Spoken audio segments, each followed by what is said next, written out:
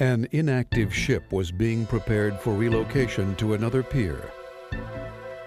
Two men were rigging a chainfall to lift the last of 7 3,000-pound mooring chains in order to secure it along the deck edge of the vessel. One half of the mooring chain was supported part of the way up the side of the vessel. The men were preparing to lift and secure the unhooked end of the mooring chain near the deck edge. The men began by attaching several short wire rope slings end to end with shackles, creating a longer hoisting line. One end of the sling assembly was attached to the unlinked end of the mooring chain. The other end of the sling assembly was led through a bit on the deck edge of the vessel and then attached to a chainfall. As the chainfall pulled its maximum distance, the sling assembly was secured to the bit by manila rope used as a stopper. The chainfall was then slackened so that the chainfall hook could be attached to the next sling shackle through the bit.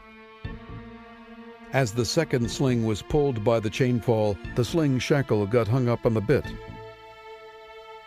The sling assembly was secured with a manila rope stopper, and then the chainfall was backed off.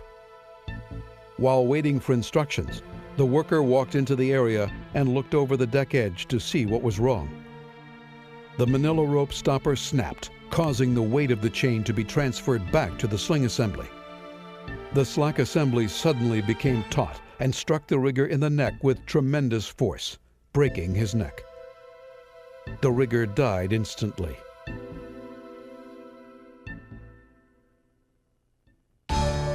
Let's look at some of the contributing factors that led to this fatality. A hazard assessment was not performed before the work began. Riggers were not properly trained to perform the tasks they were assigned. The sling assembly used was not properly sized for this hoisting operation. For this job, only slings that fit through the bit should have been used. A safety line should have been attached to the end of the mooring chain to support it if the hoisting apparatus failed. Always use the proper equipment for the job. The employee entered the bight of the line while the line was under load. Never enter the bight of the line. The crew relied on manila rope as a stopper. The load on the rope exceeded the safe working strength of the rope.